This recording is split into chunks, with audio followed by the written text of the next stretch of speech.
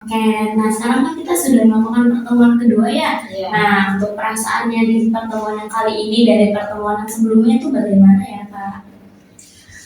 Namanya juga manusia ya kan, gak ada yang tahu kedepannya kayak gimana. Buat pertemuan yang kemarin itu sebelumnya saya lega gitu kan, gak bisa cerita sama kakaknya. Tapi kayaknya yang sekarang tuh ada cerita kayak baru beberapa hari, belum lama gitu ya, aku putus Kak sama cowok aku gitu. Jadi aku ada debat kecil sama cowok aku yang berujung putus. Oke, kalau gitu saya punya saran. Gimana kalau Kak Septi pakai teknik yang saya saranin ini, nama tekniknya teknik kursi kosong.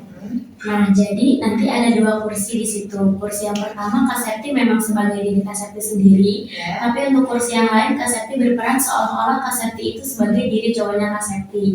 Nah, nanti Kak Septi bisa memerankan berdebat apa, berargumen apa di saat debat itu berlangsung. Apakah Kak Septi berkenan? Boleh, saya berkenan. Oke, kita mulai ya. Kamu kemarin habis dari mana? Sama siapa? Kapan? Kemarin. Kemarin aku di rumah seharian, main game.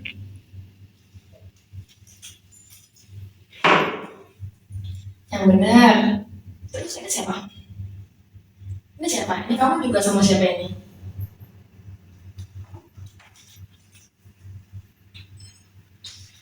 Apa sih itu salah orang, kamu itu bukan aku.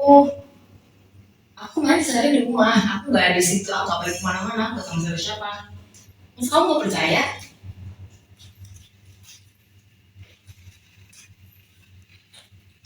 Terus kalau udah ada buktinya kayak gini, ini aku zoom pun ini muka kamu, ini udah jelas banget kamu sama cewek lain. Kamu tahu gak kalau kamu punya aku? Karena kamu bilang ini bukan kamu.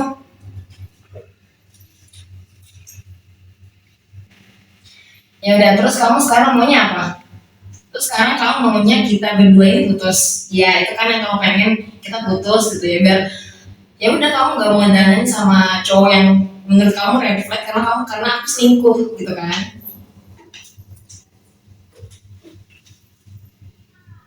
Ya udah, sakit kan, sakit. Oke, baik Kak Septi. Nah, dengan tadi teknik yang sudah Kak Septi lakukan, kira-kira perasaan Kak Septi itu bagaimana? Kata aku jelas kesel Kak, kesel banget.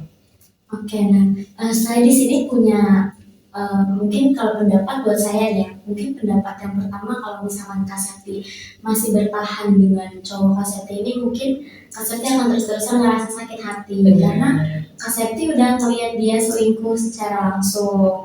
Nah, kalau pendapat saya yang kedua, kalau misalkan Kak Septi putus juga mungkin mereka memang akan ada resikonya karena mungkin saat Kak Septi lagi sayang-sayangnya, jadi Kak Septi harus meninggalkan dia dengan yang ketahuan dia itu selingkuh. Nah, saya kembali lagi kepada Kak Septi untuk keputusannya. Silakan. Untuk keputusan sepenuhnya saya akan serahkan sama Kak Septi karena Kak Septi yang akan menjalankan ya. Iya, betul. Ya saya udah ambil ya, lebih baik kita putus, nggak ada hubungan lagi apapun itu, pokoknya jawab apapun itu dari semua segala nomornya atau akun-akun lainnya itu saya putus ya, buat tidak ada hubungan. Semoga Septi dapat cowok yang lebih baik lagi, ya, yang lebih green flag sesuai sama karakternya Kak Septi. Oke. Misalkan lain waktu Kak Septi ingin bertemu lagi dengan saya, kita bisa kontak-kontakan ya. Kak Septi bisa hubungi saya, kita atur jadwal aja. Oke. Iya. Baik, terima kasih ya Kak Fatia. Terima kasih juga Kak Septi. Iya. Selamat pagi. Selamat pagi. Senang banget nih bisa ketemu lagi. Iya. Gimana kabarnya hari ini? Alhamdulillah. Syukur alhamdulillah kalau kabar kamu hari ini baik. Kan sebelumnya kamu udah cerita ya tentang masalah kamu kalau misalkan pacar kamu itu ketahuan selingkuh. Nah, hari ini saya mau ngajak kamu buat kita sama-sama cari jalan keluarnya gimana gitu.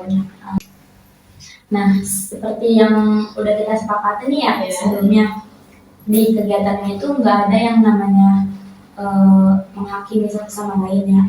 Jadi bersifatnya rahasia aja gitu. Jadi saya pasti akan menjaga semua rahasia-rahasia kamu. Jadi kamu nggak usah khawatir ya. Karena kan kita udah pernah membahas ya tentang permasalahan kamu sama pasangan kamu, yang mana pasangan kamu itu kayak ketahuan selingkuh sama kamu. Nah hari ini nih kita mau coba kita cari jalan keluarnya sama-sama ya.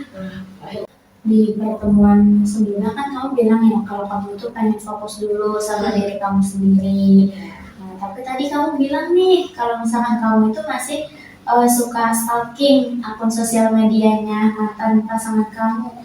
Nah, menurut kamu kebiasaan yang kamu lakukan itu kira-kira bikin proses pemulihan lupanya itu cepat atau malah kayak kamu masih terbayang-bayang nih, kamu masih kayak susah buat ngelupainnya?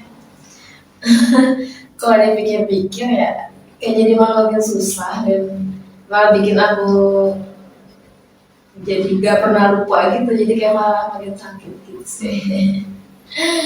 Nah, saya paham bahwa rasa kecewa kamu itu belum sepenuhnya hilang karena sebelumnya kamu pernah menaruh rasa kepercayaan yang besar kepada seseorang.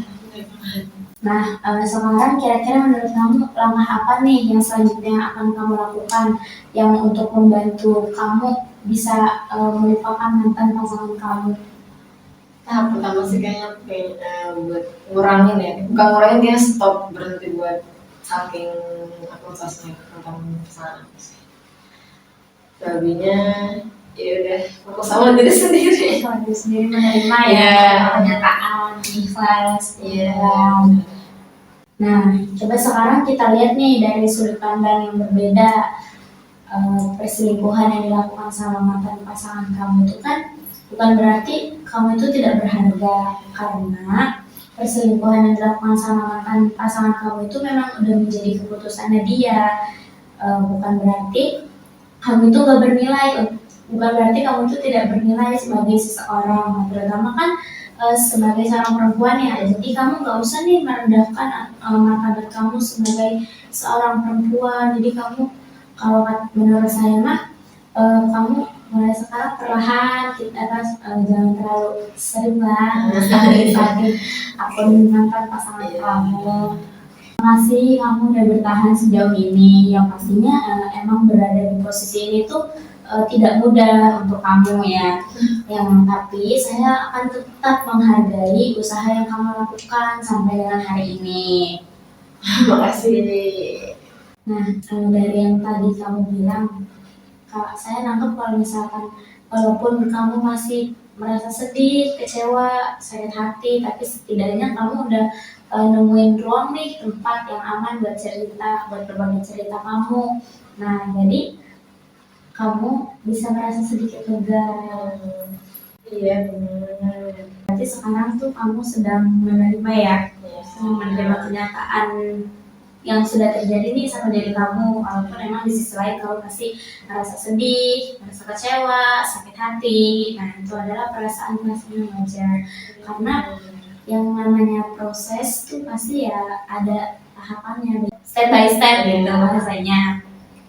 Semoga dari beberapa pertemuan yang udah kita lakuin nih bisa membantu kamu untuk kamu cepat pulih dari keadaan kamu, terus juga bisa ngajarin kamu lebih kuat lagi, lebih sabar lagi, dan lebih selalu jadi pribadi yang lebih baik lagi, pribadi yang positif ya. Sebelumnya saya mau ngucapin terima kasih banyak karena kamu udah bersedia, kamu udah berkenan untuk berbagi pengalaman kamu, untuk berbagi cerita kamu sama saya. Sebelumnya saya juga mau bilang mohon maaf kalau misalkan mungkin dari kata-kata saya ada yang kurang sesuai atau tidak sesuai menurut kamu. Saya minta maaf.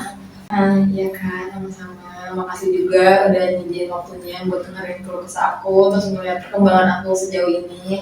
Semoga aku bisa menjadi pribadi yang lebih baik lagi, dan semoga kakak bisa melihat perkembangan aku nanti ke depannya gimana. Makasih ya kak. Ya.